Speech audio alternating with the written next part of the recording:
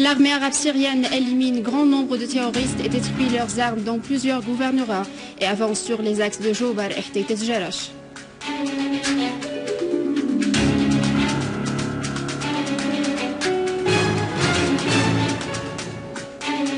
La Russie affirme qu'elle n'a épargné aucun effort depuis le début de la crise en Syrie pour mettre en garde contre le danger que représente le soutien apporté par l'Occident aux extrémistes.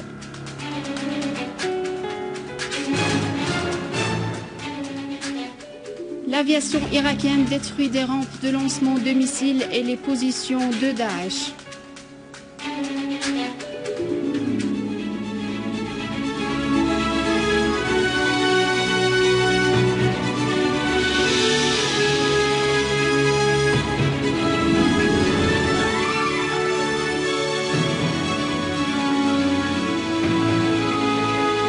Mesdames et messieurs, bonjour et merci de nous rejoindre. Le vice-ministre russe des Affaires étrangères, Gennady Gatilov, a affirmé que son pays mettait en garde tout au long de la crise en Syrie des dangers de l'aide des pays occidentaux aux terroristes. Gatilov a indiqué dans une interview à l'agence russe Novosti que les partenaires occidentaux n'étaient pas intéressés à l'époque que de réaliser un seul objectif, à savoir renverser le régime en Syrie.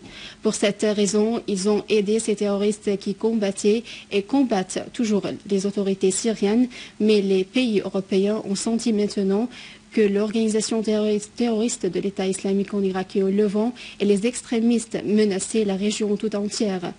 Par ailleurs, Gatilov a indiqué que son pays s'attend que l'envoyé spécial des Nations Unies en Syrie, Steven de Mistura, présente un plan pour parvenir à lancer le dialogue entre toutes les parties en Syrie. Il a ajouté que de Mistura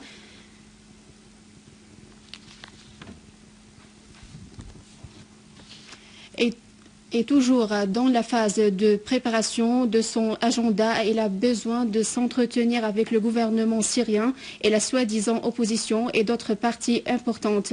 Et ensuite, il présentera sa vision pour régler la crise syrienne. Dans la campagne de Damas, les unités de l'armée arabe syrienne ont pris le contrôle des fermes entourant la localité de Htayt Jarash et l'usine de Radaq et nombre de bâtiments à l'entrée de la localité après avoir infligé de lourdes pertes aux terroristes.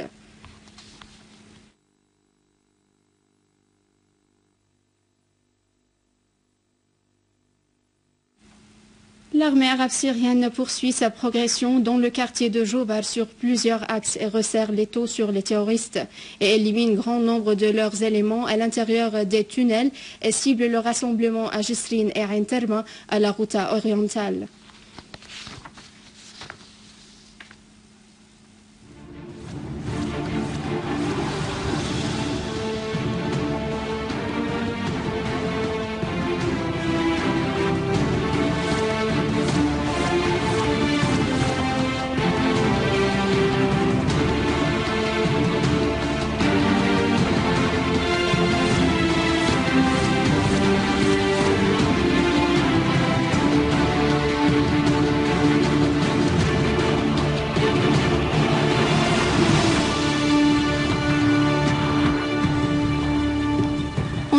L'aviation irakienne a lancé plusieurs raids qui ont visé les rassemblements de Daesh dans plusieurs régions.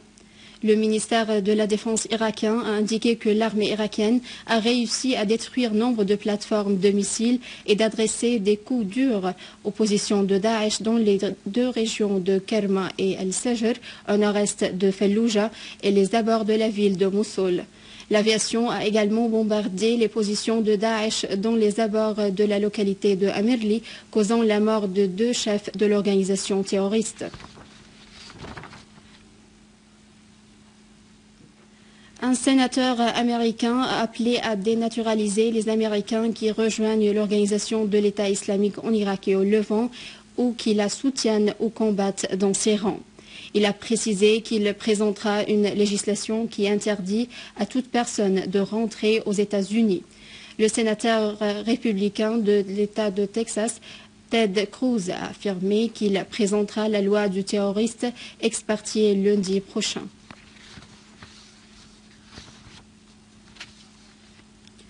Le président français François Hollande, qui se targuait il y a quelques jours de déclarer la poursuite de son pays de soutien des organisations terroristes en Syrie, connaît une baisse sans précédent de sa popularité, inégalée par un président français depuis la Deuxième Guerre mondiale, et notamment après la publication de son ex-compagne, un livre qui stigmatise Hollande moralement et politiquement.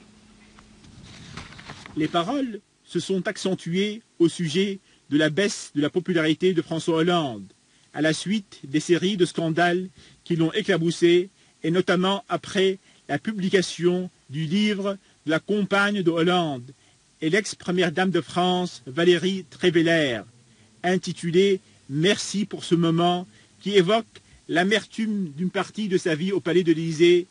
Ce livre sera le coup fatal pour Hollande. Valérie Trierweiler raconte comment sa relation a commencé avec Hollande lorsqu'il était encore marié à Ségolène Royal, mère de ses 4 enfants, et comment elle s'est effondrée lorsqu'elle a découvert son infidélité avec la comédienne Julie Gaillet, quittant le palais de l'Élysée suite à cette découverte. Trierweiler a relaté la réalité de son mépris des pauvres, en contradiction avec l'image qu'il s'est donnée durant les élections présidentielles en 2012, comme un homme simple qui déteste les riches. Elle a indiqué que son livre raconte 9 années de relations dominées par la jalousie et le pouvoir dans le monde politique. Ce livre a entraîné la baisse de la popularité de Hollande à 13% selon le sondage de l'Institut Sofres, ce qui confirme sa position comme le président français le plus impopulaire depuis la Deuxième Guerre mondiale.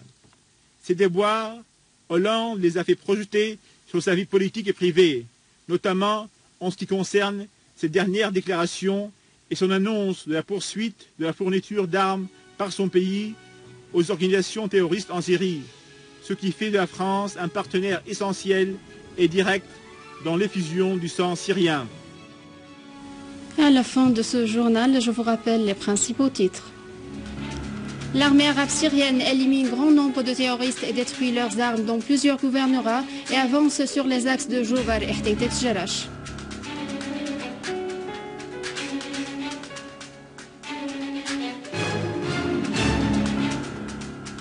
La Russie affirme qu'elle n'a épargné aucun effort pour mettre en garde contre le danger que représente le soutien apporté par l'Occident aux extrémistes.